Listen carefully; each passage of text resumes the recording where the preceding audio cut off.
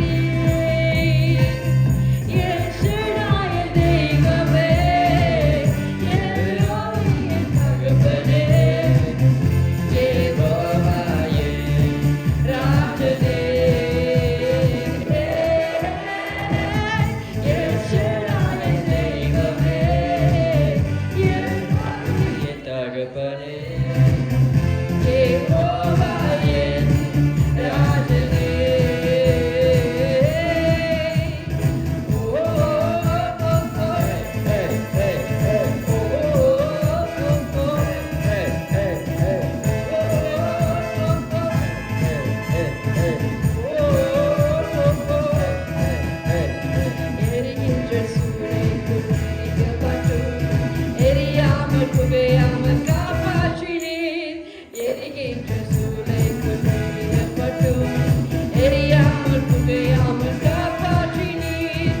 கர்த்தரை தெய்வம் என்று கைதட்டி கொண்டாடுவேன்.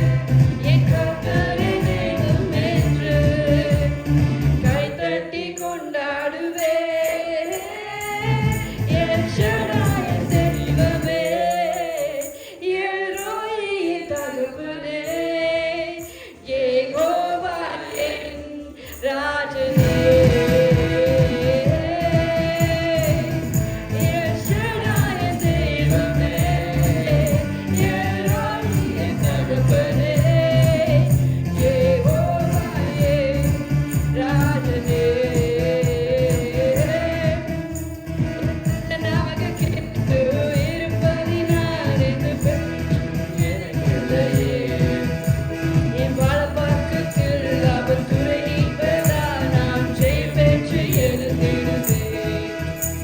என் பலனாக கிறிஸ்து இருப்பதினால் இந்த பயமும் எனக்கில்லையே. என் வலப்பக்கத்தில் அவர் துணை நிற்பதால் நான் ஜெயம் பெற்று எழுந்திடுவேன்.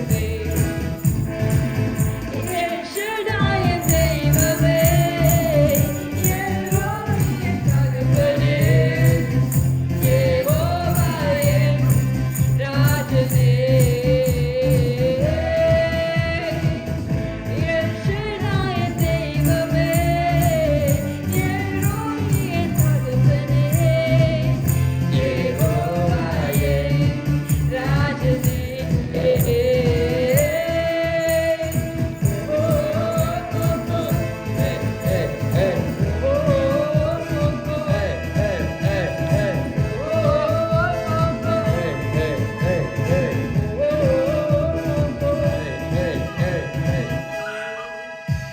Hallelujah, சுவாமி, உமக்கு நன்றி செலுத்துகிறோம் ஆண்டவரே. சுவாமி, Hallelujah, சுவாமி, நீர் இந்த பலனாக இருக்கிறபடியா சுவாமி உமக்கு நன்றி செலுத்துகிறோம் ஆண்டவரே. நான் எங்களுக்கு ஒரு குருவை ஒன்றும் இல்லை ஆண்டவரே. சுவாமி ஆண்டவரே, Hallelujah, சுவாமி, நாங்கள் தயங்க தேவையில்லை ஆண்டவரே. சுவாமி, பயப்பட தேவையில்லை ஆண்டவரே. சுவாமி, நீர் எங்கள் வாழ்ற பக்கத்தில் இருக்கிறபடியா சுவாமி ஆண்டவரே. Hallelujah, சுவாமி, உமக்கு நன்றி செலுத்துகிறோம் ஆண்டவரே. உம்மை ஸ்தோத்திரிக்கிறோம் சுவாமி. Hallelujah, சுவாமி, உம்முடைய நாமத்தை உயர்த்த வந்திருக்கிறோம் ஆண்டவரே. சுவாமி, நீர் எங்களை வழிநடத்தும்படியா வேண்டிக் கொள்கிறோம் ஆண்டவரே. Hallelujah, சுவாமி ஆண்டவரே, நீர் எங்களுக்காகவே ஆண்டவரே. சுவாமி, நீர் யாவையும் ஏற்கனவே சுவாமி ஆண்டவரே செய்து முடித்திருக்கிறீர் சுவாமி ஆண்டவரே. அதுக்கு சுவாமி ஆண்டவரே நாங்கள் நன்றி சொல்ல வந்திருக்கிறோம் ஆண்டவரே. சுவாமி ஆண்டவரே, Hallelujah, சுவாமி, உமக்கு நன்றி செலுத்துகிறோம், ஸ்தோத்திரிக்கிறோம் ஆண்டவரே. சுவாமி ஆண்டவரே, Hallelujah, சுவாமி, உம்மை துதிக்கிறோம் துதிக்கிறோம் துதிக்கிறோம் ஆண்டவரே.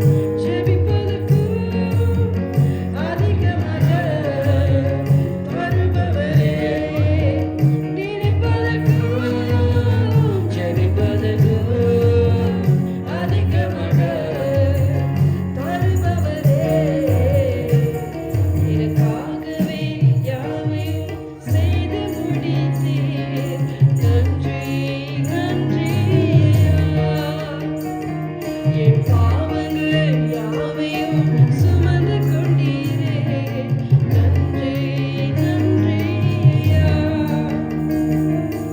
அன்றாட வேண்டிய ஆகாரம் தாருமே தீமையிலே அணுகாமல் காக்கும் தெய்வமே அன்றாட வேண்டிய ஆகாரம் தாருமே தீமையிலே அணுகாமல் காக்கும் தெய்வமே நினைப்பதற்கும் ஜெபிப்பதற்கும் அதிகமாக தருபவரே நினைப்பதற்கும் ஜெபிப்பதற்கும் அதிகமாக தருபவரே எனக்காகவே யாவையும் செய்து முடித்தீர் நன்றி நன்றி என் பாவங்கள் யாவையும் சுமந்து கொண்டீரே நன்றி நன்றி ஆபிரகாமை அழைத்தீரே ஆசீர்வாதம் கொடுத்தீரே அதுபோல என்னை நீர் ஆசீர்வதியும் ஆபிரகாமை அழைத்தீரே ஆசீர்வாதம் கொடுத்தீரே அதுபோல என்னை நீர் ஆசீர்வதியும் நினைப்பதற்கும் ஜெபிப்பதற்கும் அதிகமாக தருபவரே நினைப்பதற்கும் ஜெபிப்பதற்கும் அதிகமாக தருபவரே எனக்காகவே யாவையும் செய்து முடித்தீர் நன்றி நன்றி என் பாவங்கள் யாவையும் சுமந்து கொண்டீரே நன்றி நன்றி நினைப்பதற்கும் ஜெபிப்பதற்கும் அதிகமாக தருபவரே நினைப்பதற்கும் ஜெபிப்பதற்கும் அதிகமாக தருபவரே எனக்காகவே யாவையும் சுமந்து முடித்தீர் நன்றி நன்றி என் பாவங்கள் யாவையும் சுமந்து கொண்டீரே நன்றி நன்றி ஹalleluya சுவாமிக்கு நன்றி செலுத்துகிறோம் ஆண்டவரே சுவாமி ஆண்டவரே நீர் எங்களுக்காக சுவாமி ஆண்டவரே நீ யாவையும் செய்து முடித்திருக்கிறீர் சுவாமி ஆண்டவரே உமக்கு நன்றி செலுத்துகிறோம் ஆண்டவரே ஹalleluya சுவாமி ஆண்டவரே நாங்கள் நினைப்பதற்கும் ஜெபிப்பதற்கும் ஆண்டவரே மிகவும் அதிகமாய் நீ செய்து முடிக்கிற தேவனா இருக்கிற சுவாமி ஆண்டவரே உமக்கு நன்றி செலுத்துகிறோம் ஆண்டவரே ஸ்தோத்திரிக்கிறோம் ஆண்டவரே சுவாமி ஹalleluya ஹalleluya சுவாமி ஆண்டவரே உம்மை போல ஆண்டவரே சுவாமி வேறு ஒரு தேவன் பிள்ளை ஆண்டவரே சுவாமி உமக்கு நன்றி செலுத்துகிறோம் ஆண்டவரே ஹalleluya சுவாமி ஆண்டவரே நன்மைகள் செய்கிற தேவனே சுவாமிக்கு நன்றி செலுத்துகிறோம் ஆண்டவரே ஹalleluya சுவாமி நேசிக்கிறோம் ஆண்டவரே சுவாமி ஆண்டவரே ஹalleluya சுவாமி ஆண்டவரே எங்கள் நம்பிக்கை சுவாமி உம்மில் நாங்கள் வைத்திருக்கிறோம் ஆண்டவரே சுவாமி ஆண்டவரே சுவாமி நீர் ஒருபோதும் சுவாமி ஆண்டவரே ஆண்டவரே நீங்க ஆண்டவரே ஒரு தடைகள் வந்தாலும் ஆண்டவர் சுவாமி மேற்கொள்ள கிருபை தருகிறீர் ஆண்டவரே சுவாமி ஆண்டவரே நீர் கடைசி வரைக்கும் சுவாமிகள் கூட இருக்கிற தேவனாக இருக்கிற சுவாமி ஆண்டவரே ஹalleluya சுவாமி ஆண்டவரே ஹalleluya உமக்கு நன்றி செலுத்துகிறோம் ஆண்டவரே சுவாமி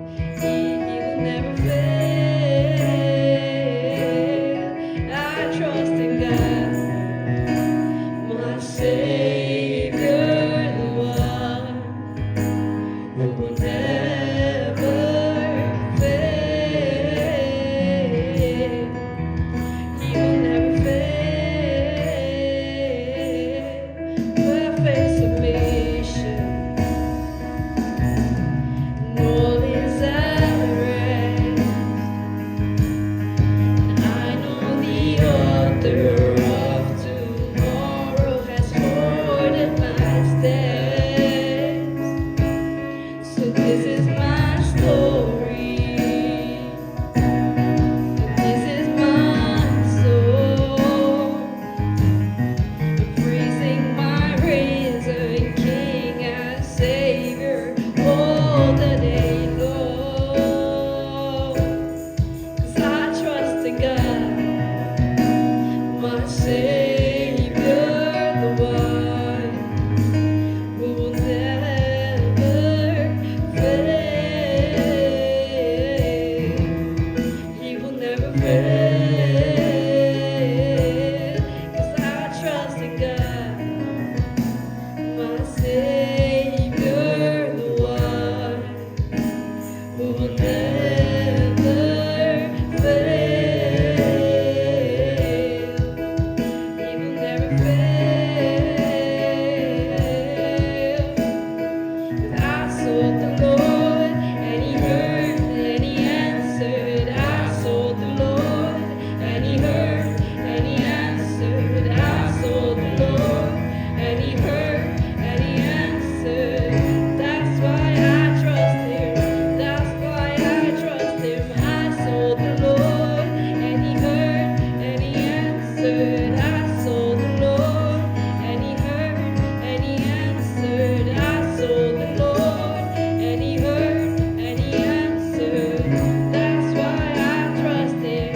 That's why I trust Him. I sought the Lord, and He heard, and He answered. I sought the Lord, and He heard, and He answered. I sought the Lord, and He heard, and He answered.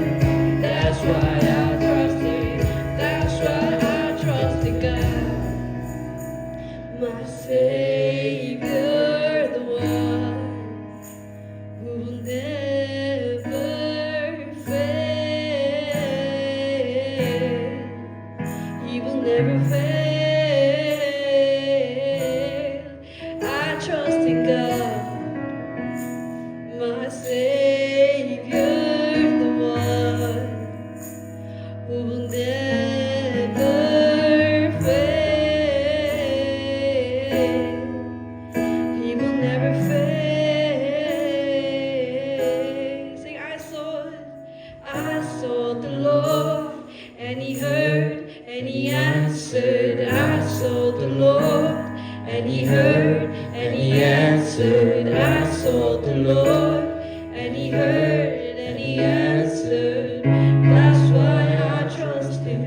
That's why I trust Him. I sought the Lord, and He heard, and He answered. I sought the Lord, and He heard, and He answered. I sought the Lord, and He heard, and He answered.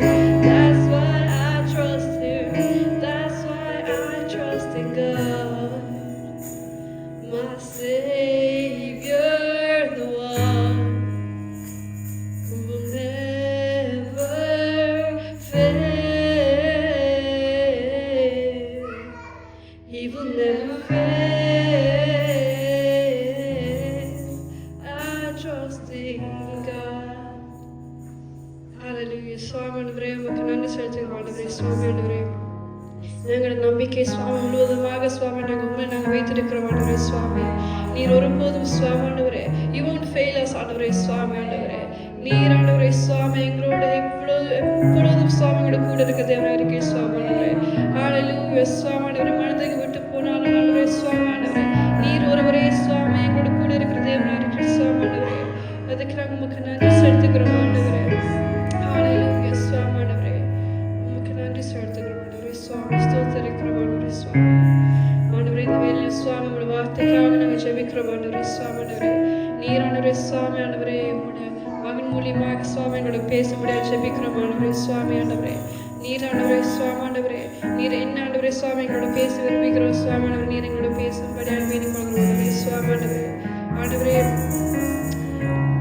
நாங்கள் அதுக்கு வாழ்க்கையில் நாங்கள் apply பண்ண சுவாமி எங்களுக்கு உதவி செய்யும் ஆண்டவரே. சுவாமி ஆண்டவரே, ஆண்டவரே நாங்கள் மற்றவங்களுக்காக சுவாமி ஒரு ஆசீர்வாதமாக இருக்கும்படியாக வேண்டிக் கொள்கிறோம் ஆண்டவரே. சுவாமி எங்களை ஒவ்வொருவரும் சுவாமி உங்களுக்கு ஒப்பு கொடுத்து நாங்கள் ஜெபிக்கிறோம். சுவாமி இயேசு கிறிஸ்து நாமத்தில் பிதாவே ஆமென்.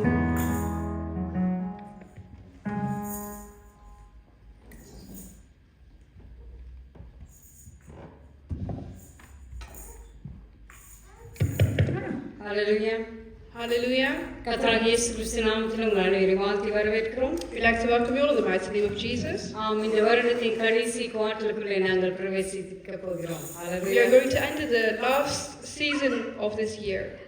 நாங்கள் பார்ப்போம் என்று சொன்னால் எங்களுடைய வாழ்க்கையில எங்கள் ஒவ்வொருவருக்குமே எப்பொழுதுமே புதிய காரியங்களை பெற்றுக்கொள்வது என்றால் ரொம்ப விருப்பமாக இருக்கும்.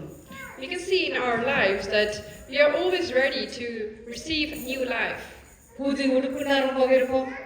We like new clothes. புது ஃபோனுனா ரொம்ப விருப்பம். We like to have new phones. புது மியூசிக்னா ரொம்ப விருப்பம். If there's new music, that's what we like. அப்போ நான் புது friends We would like to have new friends. புது வகுப்புகளுக்கு போகும்போது ஒரு சந்தோஷம் எல்லாருக்கும் விருப்பம்.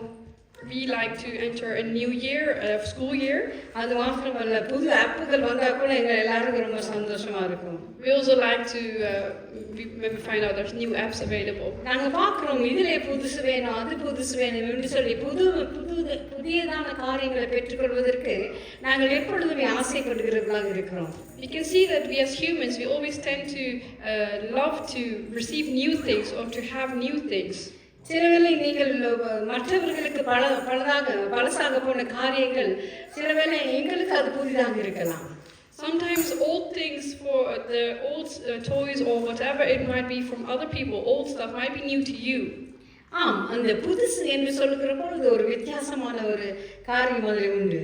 Because when you say it's new, it holds a whole different title to you. ஏனென்றால் புதுசு என்று சொன்னால் அது ஒரு சந்தோஷத்தை ஒரு மனிதனுடைய வாழ்க்கையில் அது கொண்டு வருகிறதா. Because something new could bring a type of happiness into a human's life. ஆனால் கவலைக்குரிய காரியம் என்னவென்று சொன்னால் But a sad thing that comes with it is புதுசு எப்பொழுதுமே புதுசாகவே இருப்பதில்லை.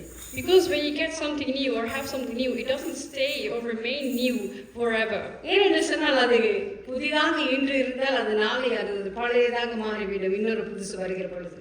Because what you have today might be new to you today, but tomorrow it might become old when something new will come tomorrow. அது விசேஷமாக இப்பொழுது வேகமாக முன்னேறுகிற இந்த உலகத்தில் புதிய காரியங்களை நாங்கள் ஒரு செகண்டில் அங்கே ஒரு ஆப் வரும்பொழுது இன்னொரு ஆப் வருகிறது, அப்படியாக அது மாறிக்கொண்டே போகிறது.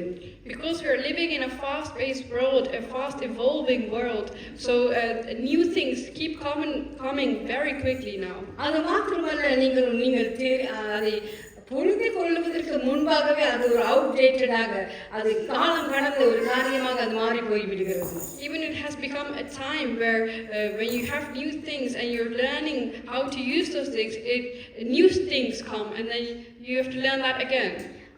அப்படியான இந்த காலகட்டத்தில் நாங்கள் வாழ்கிற பொழுது இப்படி புதிய காரியங்களை தேடி திரிகிற ஒரு காற்றுக்குள்ளே, அதாவது ஒரு வேர்ல்வின்னு சொல்லுவாங்க, அதுக்குள்ளாக நாங்கள் என்ன செய்கிறோம், நாங்கள் அதை கலைத்து அதுக்கு பின்பாக ஓடி செல்வர்களாக எங்கள் வாழ்க்கை மாறிவிடும்.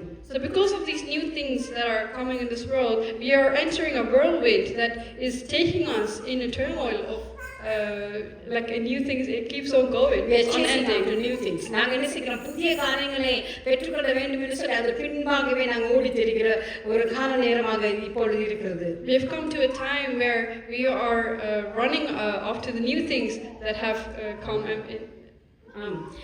நாங்கள் பார்க்கிறோம் எங்கள் வாழ்க்கையில முக்கியமான காரியங்கள் அதை நாங்கள் என்ன செய்யறது, ஆர்டர் பண்ணி இல்லாட்ட ஆர்டர் பண்ணி அதை நாங்கள் வாங்கிக் கொள்ள முடியாது. So a new thing, வாழ்க்கையில முக்கியமான காரியங்கள், the most important things in life, we are not able to just order it online and receive it. அதை வாங்க முடியாது. We're not able to just buy it. இப்பொழுது அங்கே சோஷியல் மீடியாவில் இருக்கிற நாங்கள் அதை டவுன்லோட் செய்து கொள்ள முடியாது. So even now on social media, you're not able to download these things. ஏனென்று சொன்னால் எங்கள் வாழ்க்கைக்கு தேவையான முக்கியமான காரியங்கள், அடிப்படை ஃபவுண்டேஷனான காரியங்களை நாங்கள் அப்படியாக சோஷியல் மீடியாவிலேயோ காரியங்களை நாங்கள் பெற்றுக்கொள்ள முடியாது. But we are also not able to, because of the foundations of this the things in our life. There are important things in our life. So which we cannot bought or download it. It's very important. It's never stop being new. நாங்கள் பார்க்குறோம் அந்த காரியங்களை இந்த வாழ்க்கையில முக்கியமான காரியங்கள் அதை குறித்து நாங்கள் புதிதாக தேடி தெரிய வேண்டிய அவசியம் இல்லாத காரியங்கள் எங்கள் வாழ்க்கையில் உண்டு. There are also some important things in our lives which we do not have to keep renewing. We can just receive it and it will stay. சில காரியங்கள் எங்கள் வாழ்க்கையில நாங்கள் அதை ரீப்ளேஸ் பண்ண முடியாது. என்னென்னு சொன்னால் அது ஒரு முக்கியமான ஒரு காரியம்.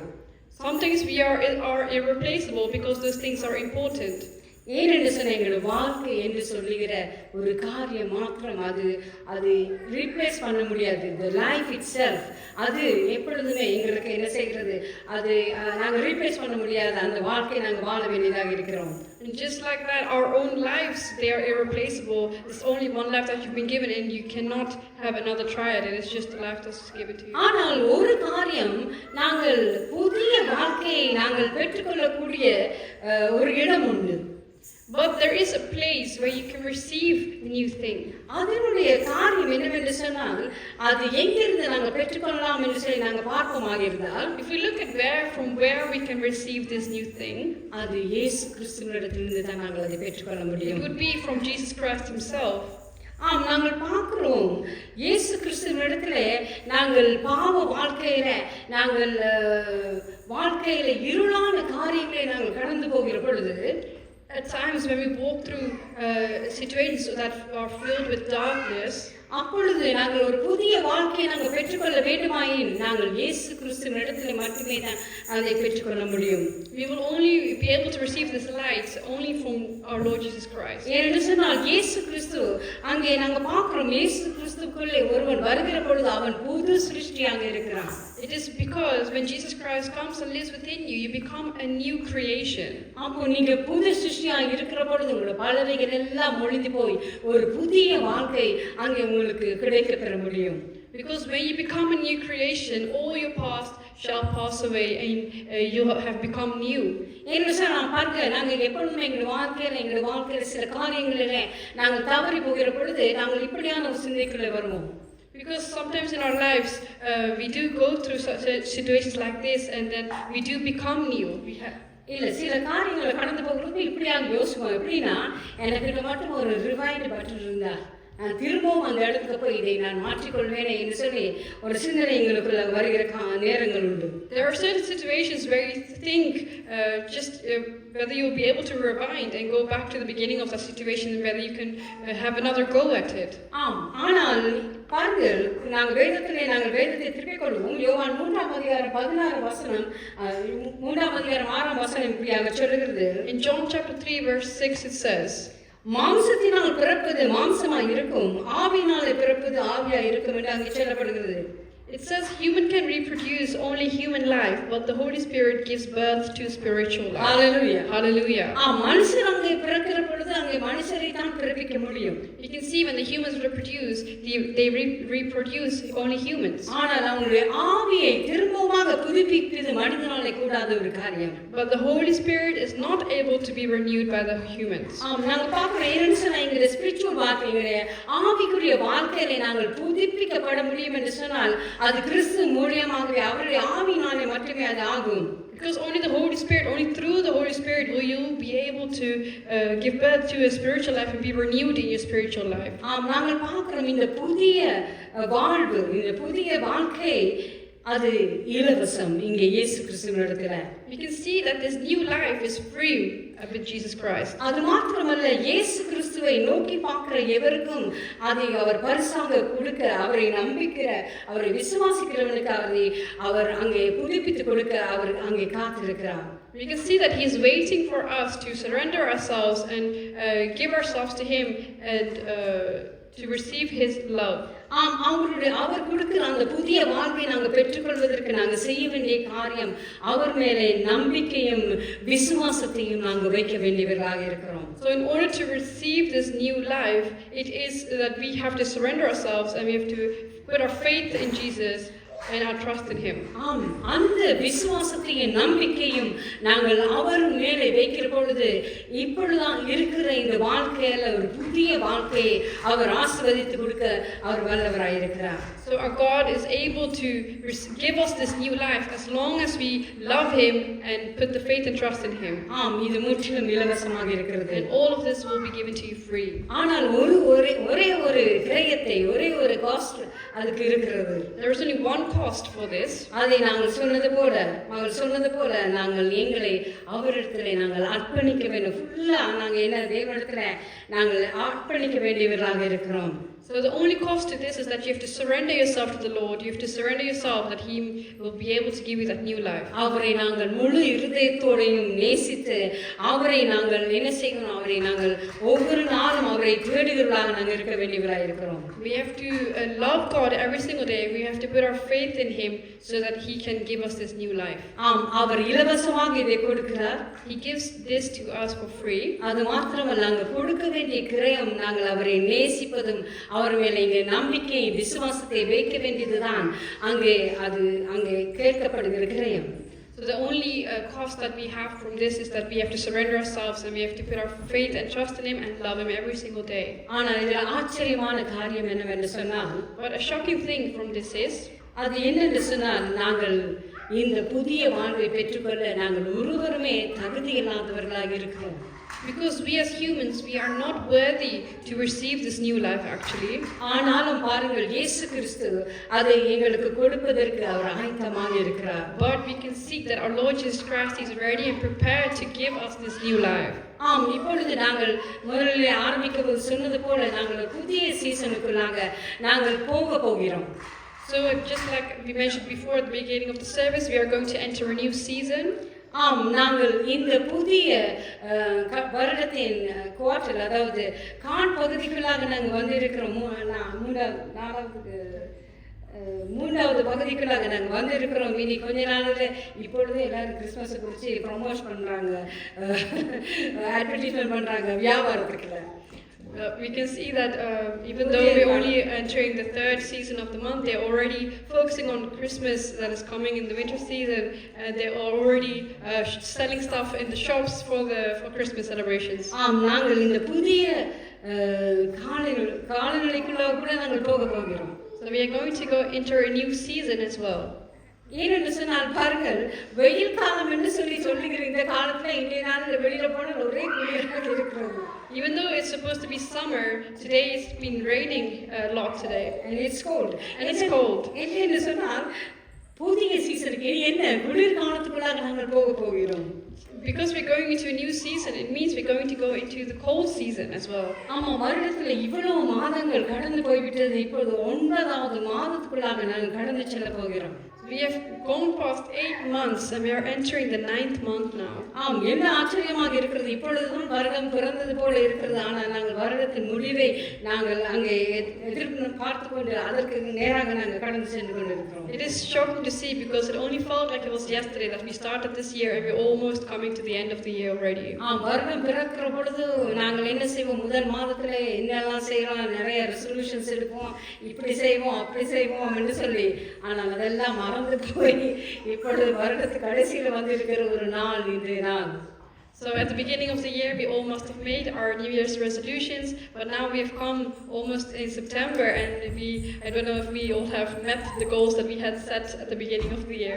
இன்னும் காலம் கடந்து போகவில்லை. But the time has not gone yet. இன்னும் உங்களுடைய வாழ்க்கையை புதிதாக்க முடியும். You are still able to renew your life and have a fresh start. ஆம், ஏனென்று சொன்னால் அவர் அதை கொடுக்க உங்களுக்கு ஆயத்தமாக இருக்கிறார். Because our God, He is always ready and prepared to give you this new life. அந்த புது வாழ்வு அது எனக்கு வேணும். ஏன்னா நாங்கள் புதுசா வேணும்னு சொல்லி ஆசைப்படுகிற நாங்கள் புதிய வாழ்க்கை எங்களுக்கு வேண்டும் என்று நாங்கள் ஆசைப்பட வேண்டிய நாட்கள்.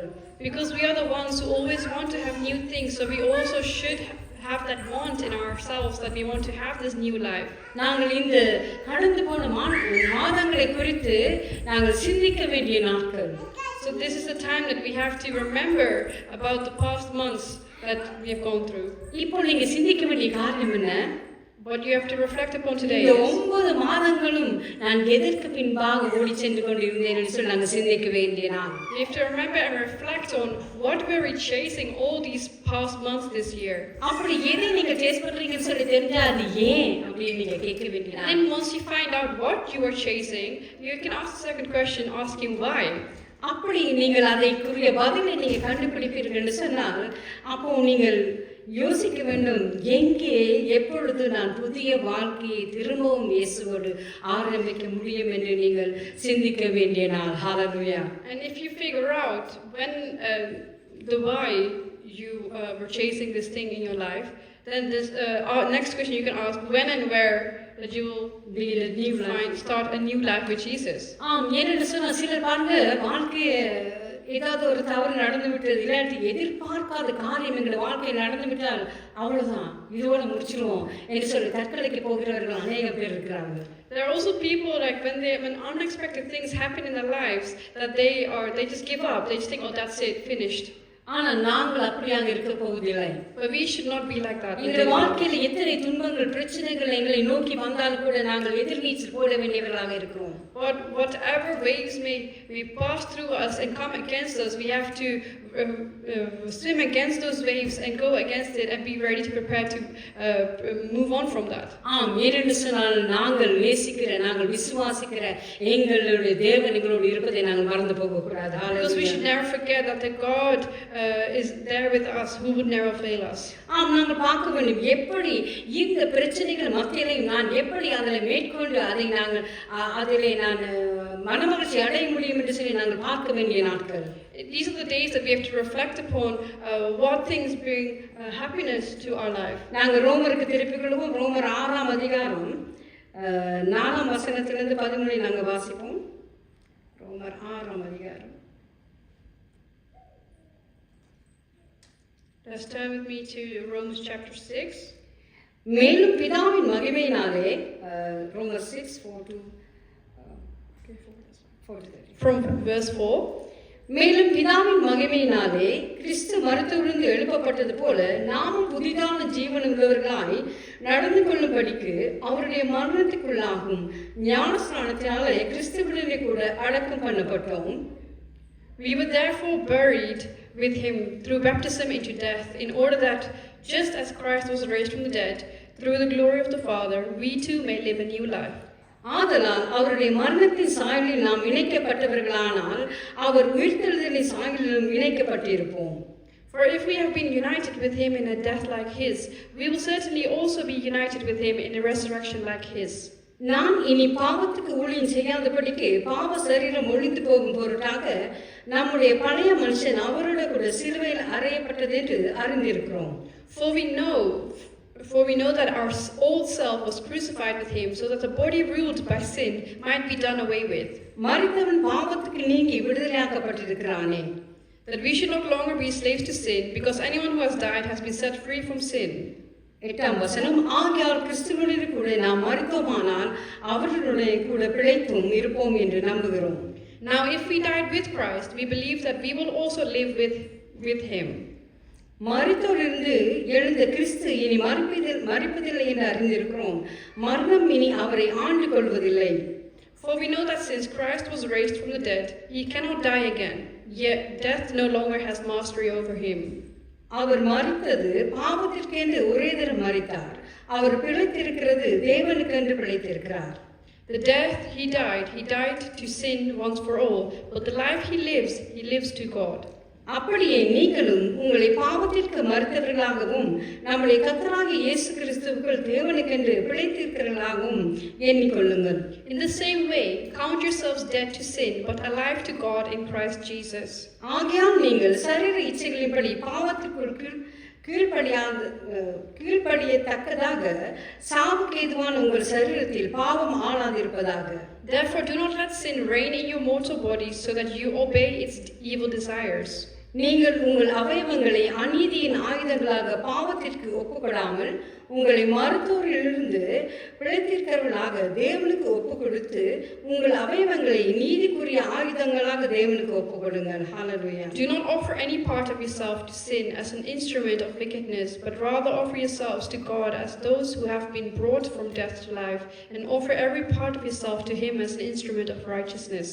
ஆம், நாங்கள் பார்க்கிறோம் முதலிலே பார்த்தது போல தேவனிடத்திலே புதிய வாழ்வு, புதிய வாழ்க்கை நாங்கள் பெற்றுக்கொள்வதற்கு ஒவ்வொரு நாளும் நாங்கள் இப்படியான காரியங்களை நாங்கள் மேற்கொள்ள வேண்டியவர்களாக இருக்கிறோம். So in order to live a new life with God, we have to offer ourselves and sacrifice ourselves in these ways that we just read. ஆம், ஏனென்று சொன்னால் இங்கே சொல்லப்படுகிறது என்ன, கிறிஸ்துவை அறிந்த பிள்ளைகள் அங்கே என்ன, கிறிஸ்துவின் மரணத்துக்கூடாக நாங்களும் போயிருக்கிறோம், அங்கே பாவத்துக்கு நாங்கள் மரித்து போயிருக்கிறோம். We can see that we went along with Jesus when He died for sin. We died with sin.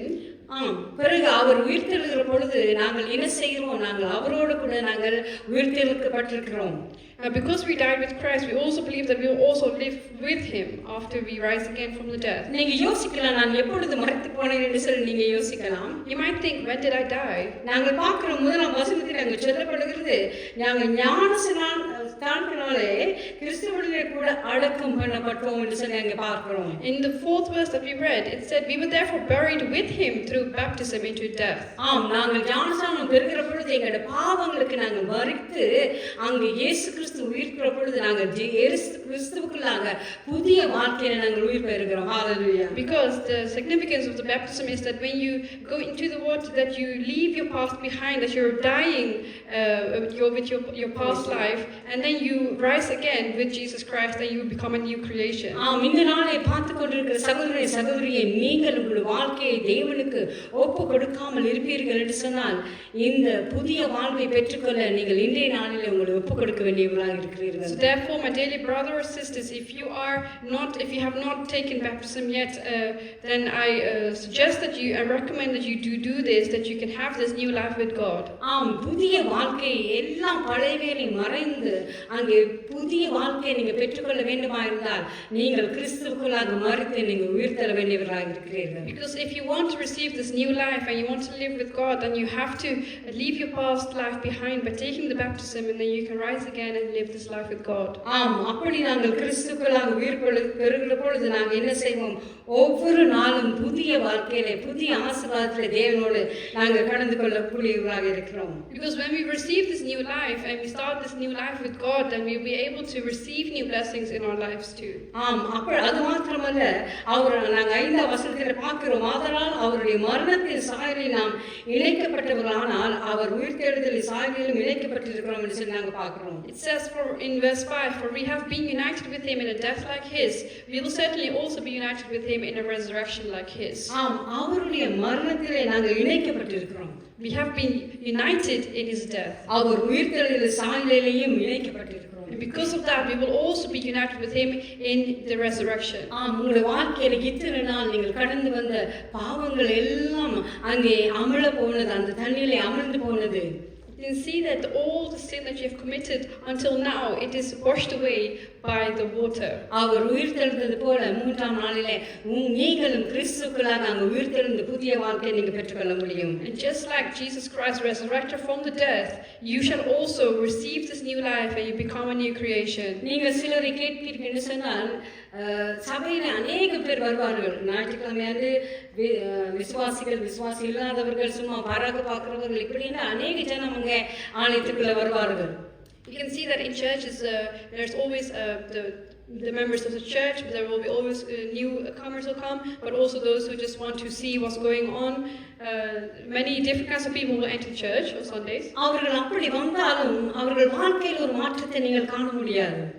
But that even if they come like that, you will not be able to see a difference. ஏன்னு சொன்னால் ஒவ்வொரு நாளும் ஒவ்வொரு சண்டையும் நீங்க சர்ச்சுக்கு போய் எத்தனையோ ஆராதனைக்குள்ளாக நீங்க கடந்து போனாலும் நீங்கள் அங்கே கிறிஸ்துவுக்குள்ளாக மரித்து உயிர்த்தெழுந்த அனுபவம் இல்லை என்றால் உங்களுடைய வாழ்க்கையில அங்கே என்ன செய்யற புதிய வாழ்க்கை உங்களுக்கு அது கிடைக்கப்பெற முடியாது, அந்த அனுபவத்துக்குள்ளாக நீங்க செல்ல முடியாது. Because if you go to the church without taking baptism, then it just becomes like a routine. It doesn't matter how many services you might go to.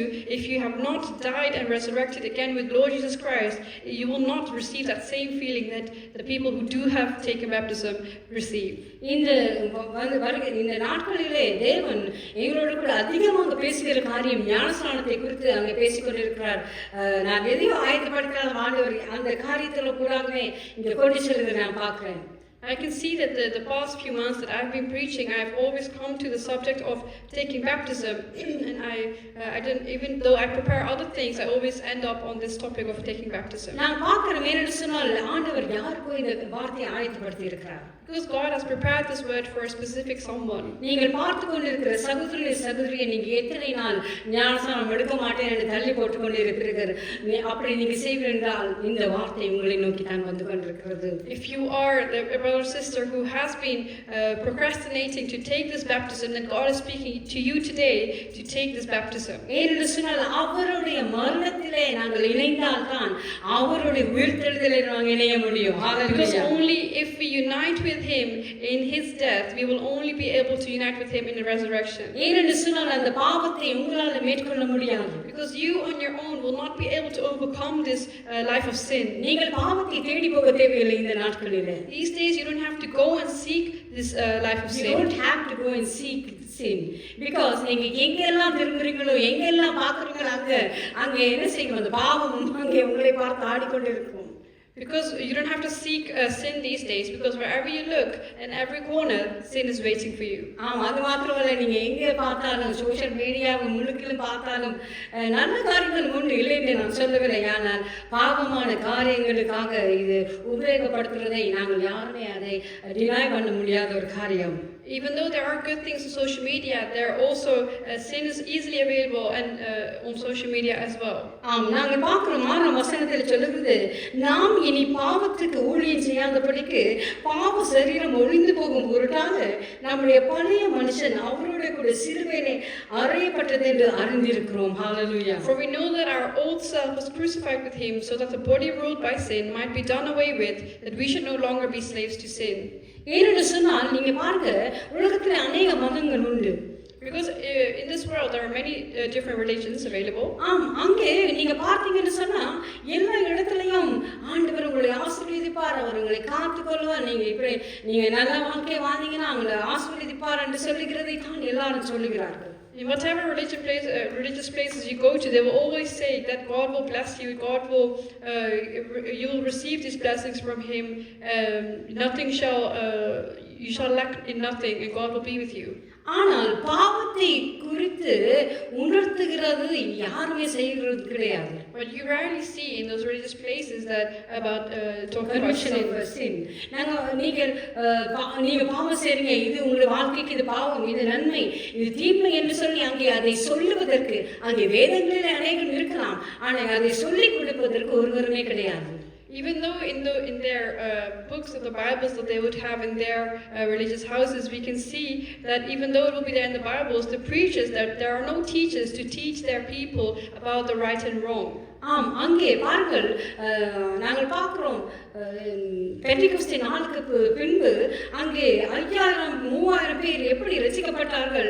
அவர்கள் அங்கே பேதுரு அங்கே பேசுகிற பொழுது அவர்களுடைய பாவங்களை சுட்டி காட்டினபடியால் அங்கே அவர்கள் ரசிக்கப்பட்டதை நாங்கள் பார்க்கிறோம். So we can see when they were preaching amongst thousands of people, because they spoke about the conviction of sin, many people accepted Lord Jesus Christ as their personal Savior. ஏனென்று சொன்னால் அவர் அங்கே என்ன சொன்னது, நீங்கள் சிலுவையிலே அறைந்த இயேசு கிறிஸ்துவை குறித்து தான் நான் பேசுகிறேன் என்று சொல்லி அங்கே அவர் பேசுவதை நாங்கள் பார்க்கிறோம். Because we can see that he spoke about talking about Jesus, about the Jesus Christ that was crucified and resurrected from the dead. அதே போல எங்களோட வாழ்க்கையில நாங்கள் எல்லாத்தையும் பூசி மொழிகி, நான் ரொம்ப பரிசுத்தமா, நான் சர்ச்சுக்கு போகிறேன், நான் தசமாக கொடுக்கிறேன், நான் எல்லா வித நன்மைகளை செய்கிறேன் என்று வெளியாக நாங்கள் ஒரு போர்வையில திரிந்து கொண்டு இருக்கிற பொழுது அங்கே இயேசு கிறிஸ்துவின் சுபாவத்தை நாங்கள் காட்ட முடியாது.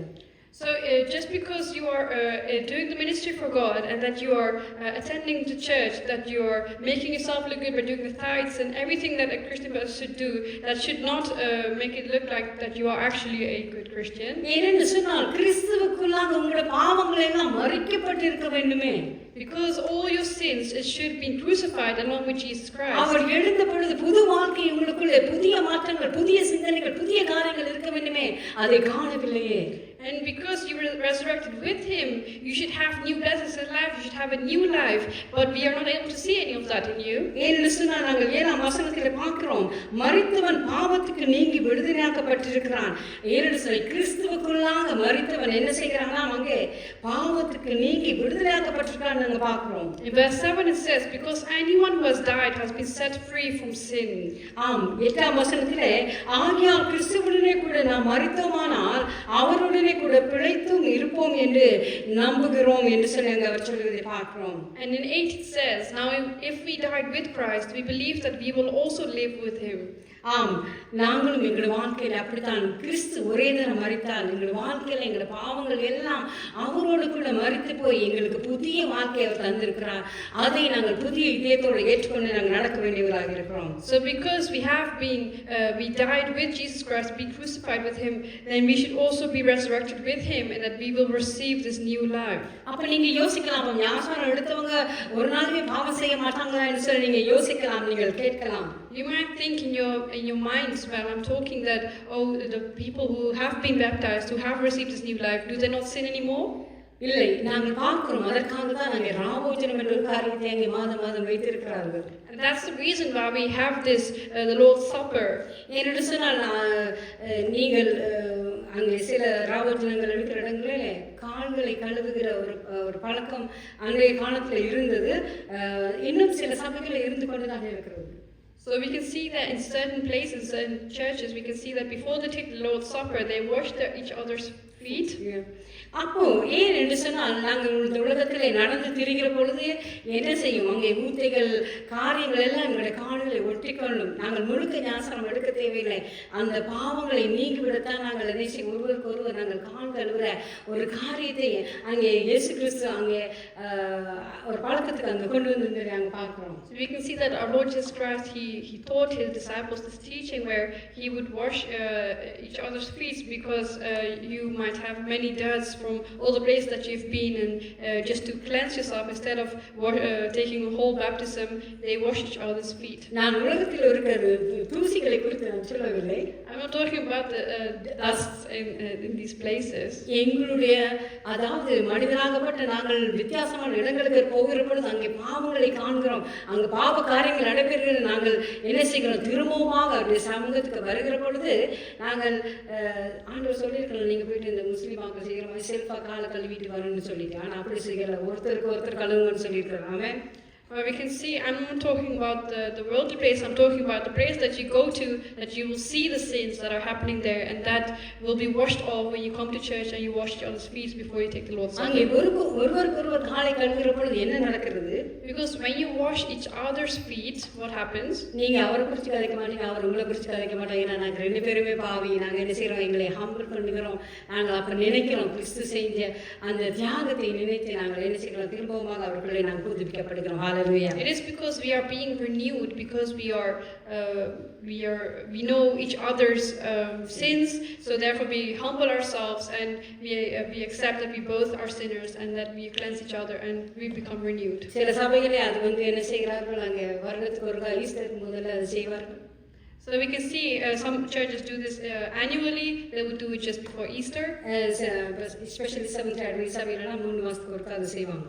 You can see in Seventh-day Adventist churches they would do this every 3 months. நாங்கள் இதை எங்கள் வாழ்க்கையில இன்றைய நாள் வரைக்கும் நாங்கள் செய்யாவிட்டாலும் நாங்கள் என்ன செய்யறோம், எங்கள் வாழ்க்கையில் அதை பழக்கத்துக்கு கொண்டு வர வேண்டும். மற்றவர்களுடைய பாவங்களை கிறிஸ்து எப்படி மன்னித்தார், அதுபோல நாங்களும் மன்னிக்கிறோம் என்று சொல்லுகிறதை ஒரு ப்ராக்டிஸ்க்கு நாங்கள் ஒரு ப்ராக்டிக்கலாக அதை செய்ய வேண்டியவர்களாக இருக்கிறோம்.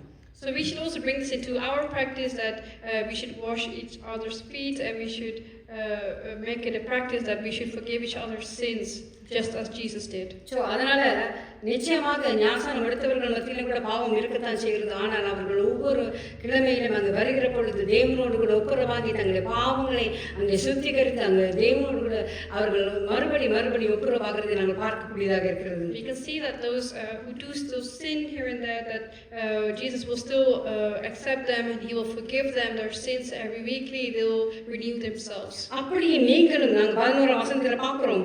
அப்படியே நீங்களும் உங்களை பாவத்திற்கு மறுத்தவர்களாகவும் நம்முடைய கர்த்தராகிய இயேசு கிறிஸ்துவுக்குள் தேவனுக்கென்று பிழைத்திருக்கிறவர்களாகவும் எண்ணிக்கொள்ளுங்கள்.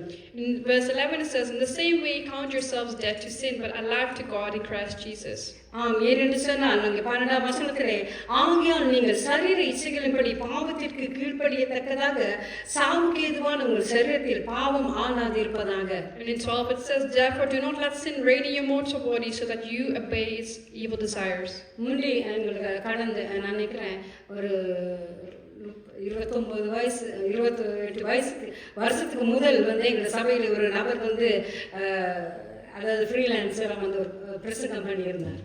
So about 28 years ago, a freelancer, a servant of God, came and preached at our church.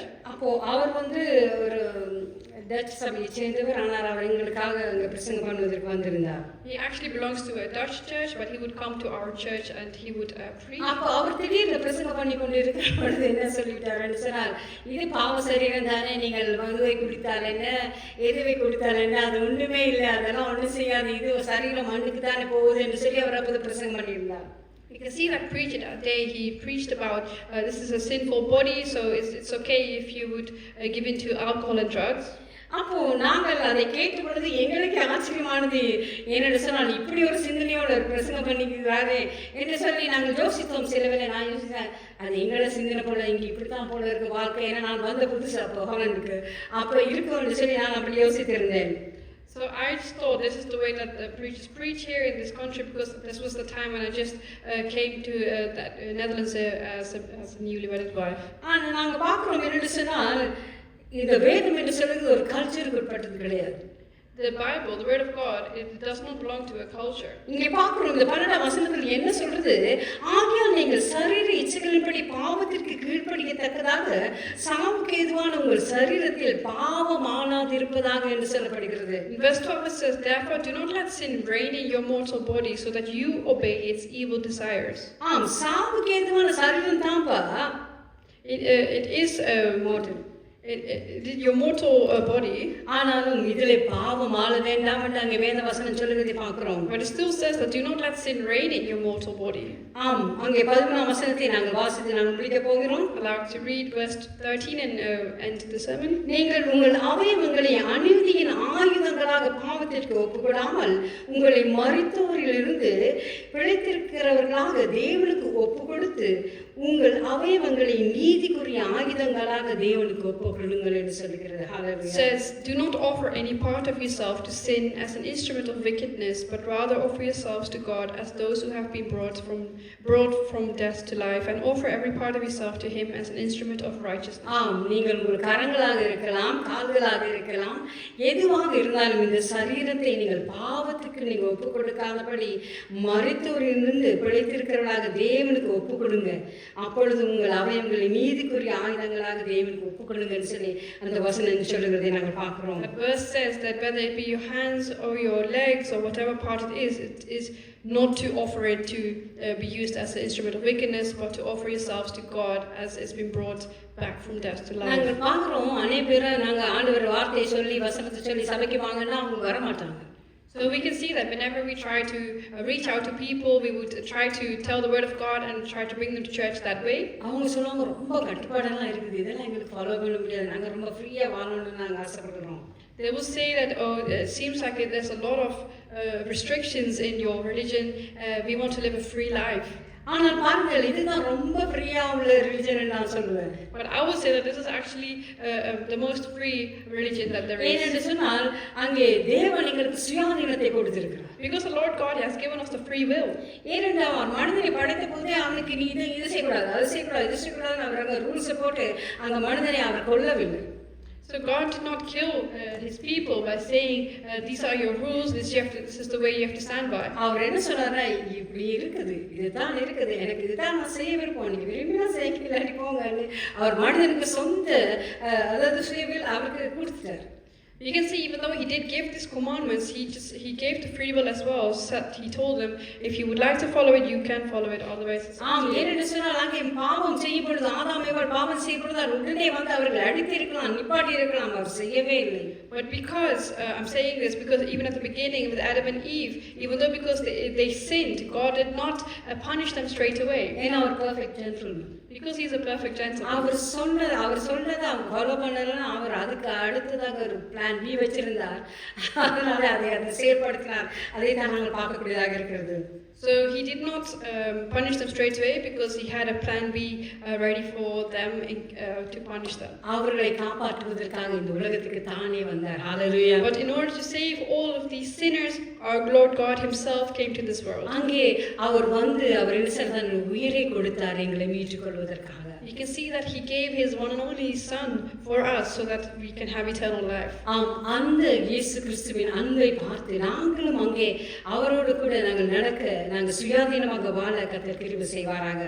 So because God has given his eternal life to us, we should live this life for him. கடைசி வசனம் என்ன சொல்கிறது? 14 நீங்கள் நியாயப்பிரமாணத்திற்கு கீழ்ப்பட்டிராமல் கிருபைக்கும் கீழ்ப்பட்டிருக்கிறபடியால் பாவம் உங்களை மேற்கொள்ள மாட்டாது. It hallelujah. says lastly in verse 14, for sin shall no longer be your master because you are not under the law but under grace. ஏனென்று சொன்னால் இயேசு கிறிஸ்துவுடைய சட்டத்திட்டங்களை விட அங்கே மோசேயின் சட்டத்திட்டங்கள் ரொம்ப கடினமானதாக இருந்ததை நாங்கள் பார்க்கிறோம் பழைய ஏற்பாட்டிலே. We can see when you look at the Old Testament, we can see that Moses' laws were way more restricted than the commandments that God had made. அது மோசேசுடைய சொந்த காரியமல்ல, அது தேவனாலே அந்த காலத்துல நியாயப்பிரமாணம் கொடுக்கப்பட்டது அவர்களுக்கு.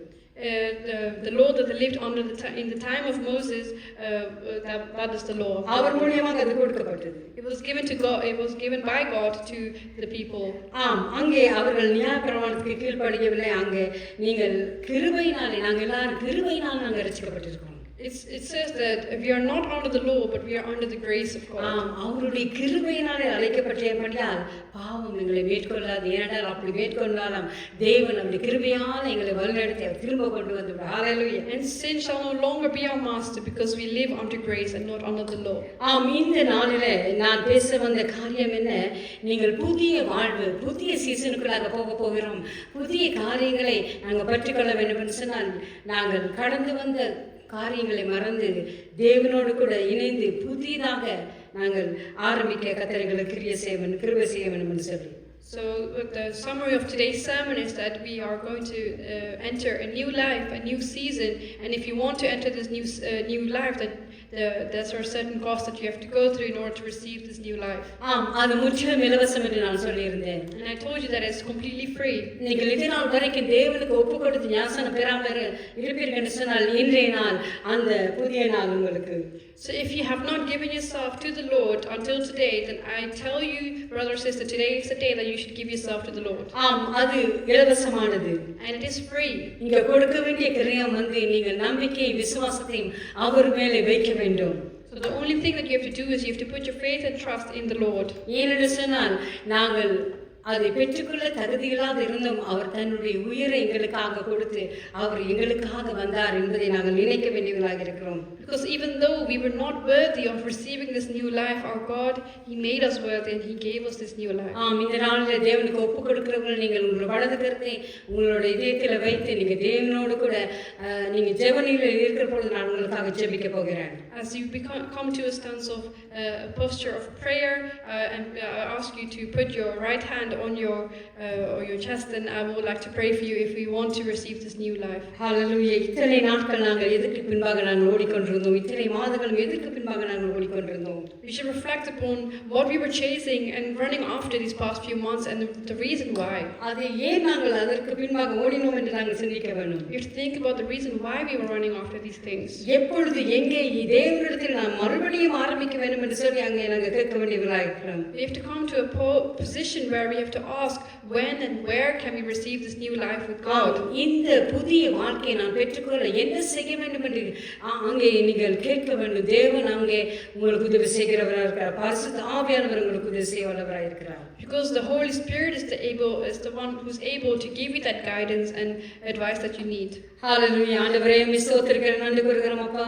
Dear Heavenly Father, Lord, we thank you, Lord, for today. ஆண்டவரே இந்த நாளும் இந்த காலத்துல ஒப்பு கொடுக்கிறோம் ஆண்டவரே. Lord, we place today in your hands, Lord. ஆண்டவரே நீர் புதிய ஆண்டவரே சீசனை ஆண்டவரே எங்களுக்கு தரப்போகிறபடி நன்றி செலுத்துகிறோம் ஆண்டவரே. Lord, we thank you, Father, that you are going to give us this new season, Lord. ஆண்டவரே சுவாமி பழைய வாழ்க்கையிலே ஆண்டவரே குந்தி குந்தி நடந்து கொண்டு இருளிலே வாழ்கிற ஆண்டவரே ஜனங்கள் ஆண்டவரே இந்த புதிய வாழ்வை பெற்றுக்கொள்ள நீங்க உதவி செய்யும்படியாக ஜெபிக்கிறோம் ஆண்டவரே. Lord, we ask you, Father, for those who are running after these other things, Lord, Father, they will come and receive this new life with you, Lord. ஆண்டவரே ஞானஸ்நானத்தை பெற்றுக்கொள்ள ஆண்டவரே தடை சொல்லிக்கொண்டு ஆண்டவரே பின் தாங்கிக் கொண்டு ஆண்டவரே இருக்கிற ஒவ்வொரு பிள்ளைகளையும் இந்த நாளிலே ஆண்டவரே அப்பா நீ மனமாற்றத்தை கொடுக்கும்படியாக ஜெபிக்கிறோம் ஆண்டவரே. Lord, I ask you, Father, that you will bring a change of heart, Father, for those who are standing back, Father, against taking baptism, Lord. ஆண்டவரே சுவாமி நீங்க பொறுப்படுங்க ஆண்டவரே உமக்குள்ளாக மறித்து உமக்குள்ளாக ஆண்டவரை எழுந்து ஆண்டவரை உமக்காக வாழ ஆண்டவரே அப்பா இந்த பிள்ளைகளுக்கு கிருபை செய்யும்படியாக ஜெபிக்கிறோம் ஆண்டவரே. Lord, I ask you, Father, that you will help them, that you can live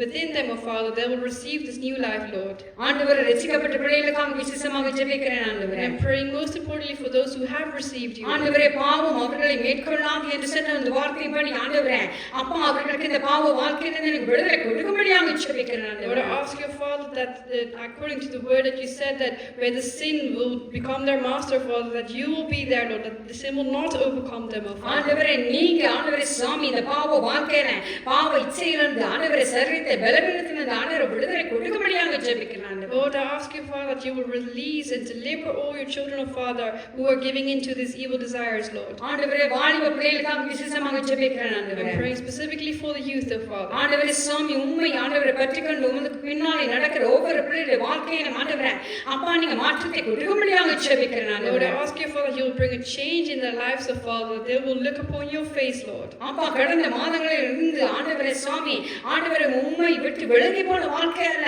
ஆண்டவர் இந்த புதிய சீசனில் ஆண்டவரை புதிய வல்லமையோடு உமக்காக எழுந்து பிரகாசிக்க நீங்க ஆண்டவரே சுவாமி பெரிய காரியம் செய்யும்படி அவர்களை தொடும்படியாக ஜெபிக்கிறேன் ஆண்டவரே. Lord, I ask you, Father, that in this new season, Lord, Father, that you will touch them, Father, and transform their lives, Lord, that they will receive this new life with you, Lord. ஆண்டவரே உமக்குள்ளாக மரித்து உயிர் தெழுந்த அனுபவத்துக்குள்ளாக ஆண்டவரே இந்த பிள்ளைகளை கொண்டு செல்லும்படியாக ஜெபிக்கிறேன். Lord, I ask you, Father, they will go through the situation where they will die and rise again and live this new life with you, Lord. ஆண்டவரே பாடசாலை ஆண்டவரே நாட்களை தொடங்க போகிற ஒவ்வொரு பிள்ளைகளுக்காக ஆண்டவரே ஜெபிக்கிறோம் ஆண்டவரே. Lord, I'm also praying for all the children of Father who are going to start their new school years. ஆண்டவரே புதிய ஆரம்பத்தை கொடுங்க சுவாமி. Lord, I ask you, Father, that you will give this new fresh start to their lives. ஆண்டவரே சுவாமி ஆண்டவரே புதிய ஆசிரியர்கள் புதிய வகுப்புகளுக்கு போகிற ஒவ்வொரு பிள்ளைகளுடைய வாழ்க்கையில ஆண்டவரே அப்பா நீர் தாமி சுவாமி பெரிய காரியம் செய்யும்படியாக ஆண்டவரே உமக்கு சாட்சியாக நிற்கும்படியாக செய்யும்படியாக ஜெபிக்கிறேன் ஆண்டவரே. Lord, I ask you, Father, that you will use your children of Father in their schools, Lord, that they will live as testimony for you, Lord.